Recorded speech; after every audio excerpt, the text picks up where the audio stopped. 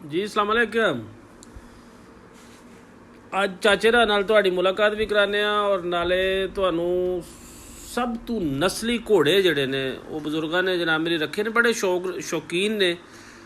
ਅਸਲ ਤੇ ਗੱਲ ਇਹ ਪੱਲੇ ਹੋਏ ਦੀ, ਠੀਕ ਹੈ ਨਾ। ਪਹਿਲੇ ਲੋਕ ਕਹਿੰਦੇ ਸੀ ਜਿਨ੍ਹਾਂ ਦੇ ਘਰ ਘੋੜੀ ਹੋਵੇ ਉਹਨਾਂ ਦੇ ਘਰ ਚੋਰ ਨਹੀਂ ਪੈਂਦੇ, ਕਿਉਂਕਿ ਦਾਣੇ ਫੱਕੇ ਦੀ ਚੋਰੀ ਹੁੰਦੀ ਸੀ ਅਤੇ ਪੱਠਾ ਦਿੱਤਾ ਘੋੜੀ ਖਾ ਜਾਣੀ, ਦਾਣੇ ਵੀ ਉਹਨੂੰ ਪਾ ਛੱਡਣੇ ਪੂਰਾ ਸਾਲ। ਜਿਹੜੀ ਕੋਈ ਚਾਰ ਆਨੇ ਉਦੋਂ ਪੈਸੇ ਦੀ ਤਾਂ ਜਨਾਬ ਮੇਰੀ ਇੰਨਾ ਦੌਰ ਹੀ ਕੋਈ ਨਹੀਂ ਸੀ ਨਾ, ਖਾਣ ਪੀਣ ਦਾ ਦੌਰ ਸੀ, ਅਤੇ ਘੋੜੀ ਵਾਲੇ ਘਰ ਉਹਨਾਂ ਨੂੰ ਕੀ ਲੱਭਣਾ ਸੀ, ਅਤੇ ਉਹ ਇਸ ਵਾਸਤੇ ਚੋਰ ਨਹੀਂ ਸੀ ਪੈਂਦੇ। ਅਤੇ ਹੁਣ ਮਾਸ਼ਾਅੱਲਾ ਬਜ਼ੁਰਗਾਂ ਨੇ ਜਨਾਬ ਮੇਰੀ ਸੋਹਣਾ ਡੇਰਾ ਪਵਾਏ ਹੈ।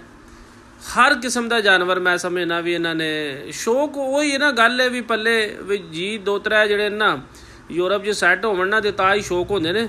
ਉਸ ਵਕਤ ਜਿਹਦੀ ਪੈਲੀ ਬੂਟਾ ਹੁੰਦਾ ਸੀ ਨਾ, ਜਿਹਦੇ ਕੋਈ 4 ਮਰਲੇ ਸੀ, ਉਹ ਡੰਗਰ ਬੱਚਾ ਰੱਖਦਾ ਸੀ। ਹੁਣ ਕੀ ਹੈ, ਹੁਣ ਮਾਲ ਬਾਹਰੋਂ ਆਉਣਾ ਚਾਹੀਦਾ, ਡਾਲਰ ਯੂਰੋ ਬਾਹਰੋਂ ਆਵਣ ਅਤੇ ਫਿਰ ਜਿਹੜਾ ਨਾ ਉਹ ਚਾਚਾ ਜੀ ਜਿਹੜੀ ਹੈ ਉਹ ਅਸਲ ਗੱਲ ਬਣਦੀ। ਅਤੇ ਤੁਹਾਨੂੰ ਨਾਲੇ ਇਹਨਾਂ ਦੇ ਸ਼ੌਕ ਦੱਸਣੇ ਆ। ਘੋੜੇ 25 ਤੋਂ 30 ਲੱਖ ਦੇ ਹਰ ਬੰਦੇ ਦੇ ਵੱਸ ਦਾ ਰੋਗ ਨਹੀਂ ਹੈ ਵੀ ਇਹ ਸਮਝ ਲਓ ਵੀ ਚਾਦਰ ਤੋਂ ਬਾਹਰ ਲੱਤਾਂ ਵਸਾਰਨ ਵਾਲੀ ਗੱਲ ਹੈ। ਫਿਰ ਗੱਲ ਉਹ 25-30 ਲੱਖਾਂ ਦੀ ਵੀ ਨਹੀਂ ਹੈ। ਗੱਲ ਇਹ ਵੀ ਉਹਨਾਂ ਦੀ ਖੁਰਾਕ ਜਿਹੜੀ ਹੈ, ਉਹਨਾਂ ਦਾ ਡੇਲੀ ਦਾ ਖਰਚਾ ਮਾਸ਼ਾਅੱਲਾ।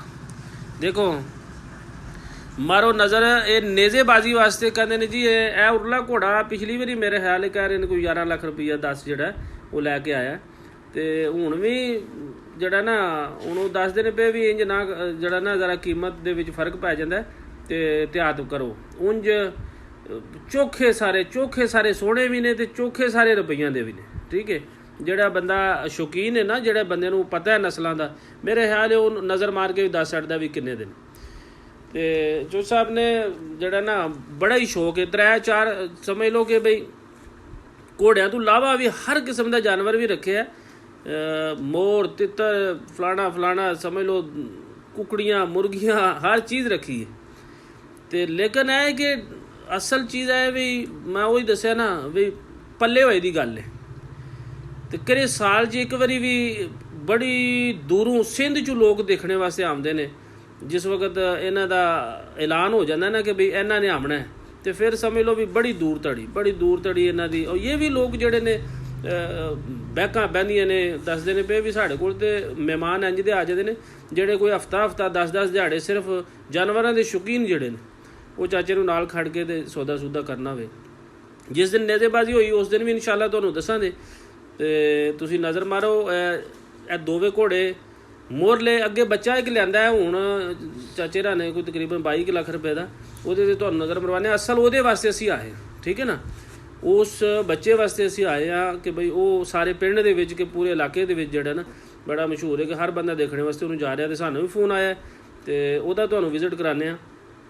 ਉਹਦੇ 'ਤੇ ਤੁਸੀਂ ਨਜ਼ਰ ਮਾਰੋ ਵੀ ਵਾਕਈ ਉਹ ਕਿਸ ਨਸਲ ਦਾ ਹੈ, ਉਹਦੇ ਕਦਾਵਰ, ਠੀਕ ਹੈ ਨਾ। ਦੇਖੋ ਨਾ ਇਹ ਉਹ ਘੋੜਾ ਜਿਹਦੇ ਵਾਸਤੇ ਜਿਹੜਾ ਨਾ ਅਸੀਂ ਇੰਨਾ ਪੈਂਡਾ ਕੀਤਾ, ਠੀਕ ਹੈ। ਅਤੇ ਇਹਦੀ ਕੋਈ ਸਪੈਸ਼ਲ ਹੀ ਨਸਲ ਹੈ, ਉੱਧਰੋਂ ਹੀ ਇਹ ਲੈ ਕੇ ਆਏ ਨੇ ਅਤੇ ਦੱਸ ਰਹੇ ਨੇ ਕਿ ਵੀ ਇਹ ਜਿਹੜਾ ਨਾ ਪਹਿਲੇ ਬੰਦੇ ਹੋ ਤੁਸੀਂ ਜਿਹੜੇ ਇਹਦੀ ਵੀਡੀਓ ਬਣਾ ਰਹੇ ਆ, ਜਾਂ ਤੁਸੀਂ ਅੰਦਰ ਆਏ ਹੋ, ਬਾਕੀ ਅਸੀਂ ਬੰਦਿਆਂ ਨੂੰ ਬਾਹਰੋਂ ਹੀ ਰੋਲ ਰਾਲ ਸੜਨੇ ਆ, ਠੀਕ ਹੈ। ਇਹ ਬੱਚਾ ਹੀ ਇਹ ਸਮਝ ਲਓ। ਇਹਨਾਂ ਨੇ ਕੋਈ 2-3 ਸਾਲ ਇਹਦੀ ਤਾਬੇਦਾਰੀ ਕਰਨੀ ਹੈ ਅਤੇ ਫਿਰ ਹੀ ਉਸ ਤੋਂ ਬਾਅਦ ਹੀ ਇਹਨੂੰ ਕਿਤੇ ਮੈਦਾਨ 'ਚ ਲੈ ਕੇ ਆਉਣ ਦੇ, ਠੀਕ ਹੈ ਜੀ। ਅਤੇ ਸੋਹਣਾ ਰੰਗ, ਅਤੇ ਬਾਕੀ ਤਾਂ ਇਹਦੀਆਂ ਨਸਲਾਂ ਹੁਣ ਬਜ਼ੁਰਗਾਂ ਕੋਲੋਂ ਆਪ ਹੀ ਪੁੱਛਣੇ ਆ, ਉਹ ਹੀ ਦੱਸਣ ਦੇ ਤੁਹਾਨੂੰ ਕਿ ਬਈ ਇਹਦੇ ਕੀ ਜਿਹੜਾ ਨਾ ਇਸ ਨਸਲ ਦੇ ਜਾਂ ਇਹਦੇ ਇਸ ਜਾਨਵਰ ਦੇ ਕੀ ਫਾਇਦੇ ਨੇ, ਠੀਕ ਹੈ ਜੀ। ਬਹਰਹਾਲ ਜੀ ਮੈਂ ਕਹਿੰਦਾ ਵੀ ਸ਼ੌਕ ਦਾ ਕੋਈ ਮੁੱਲ ਨਹੀਂ, ਅਸਲ ਚੀਜ਼ ਹੈ ਵੀ ਸ਼ੌਕ ਦਾ ਕੋਈ ਮੁੱਲ ਨਹੀਂ। ਫਿਰ ਕੀਮਤ ਨਹੀਂ ਦੇਖੀ ਜਾਂਦੀ ਵੀ ਕਿੰਨੇ ਦਾ ਹੈ, ਅਤੇ ਜਾਂ ਉਹਨੂੰ ਇਹਦੇ ਰੱਖਣ ਦਾ, ਇਹਦੇ ਖਾਣ ਪੀਣ ਦਾ ਜਿਹੜਾ ਡੇਲੀ ਦਾ ਖਰਚਾ, ਫਿਰ ਇਹਨਾਂ ਦੀ ਤਾਬੇਦਾਰੀ। ਫਿਰ ਇੱਕ ਜਨਾਬ 3 ਬੰਦੇ ਜਿਹੜੇ ਨੇ ਉਹ ਪੱਕੇ ਬੰਦੇ ਰੱਖੇ ਨੇ ਜਿਹੜੇ ਸਿਰਫ ਇਹਨਾਂ ਦੀ ਤਾਬੇਦਾਰੀ ਕਰ ਰਹੇ ਨੇ, ਉਹਨਾਂ ਦਾ ਹੋਰ ਕੋਈ ਕੰਮ ਹੀ ਕੋਈ ਨਹੀਂ ਹੈ। ਸੁਬਾਹ ਉੱਠਣਾ ਅਤੇ ਸ਼ਾਮ ਤੱਕ ਸਮਝ ਲਓ ਇਹਨਾਂ ਦੇ ਵੀ ਅੱਗੇ ਪਿੱਛੇ ਨੇ ਵੀ ਜਿਹੜੀ ਚੀਜ਼ ਇਹਨਾਂ ਨੂੰ ਦਾਣੇ ਦੀ ਖੁਰਾਕ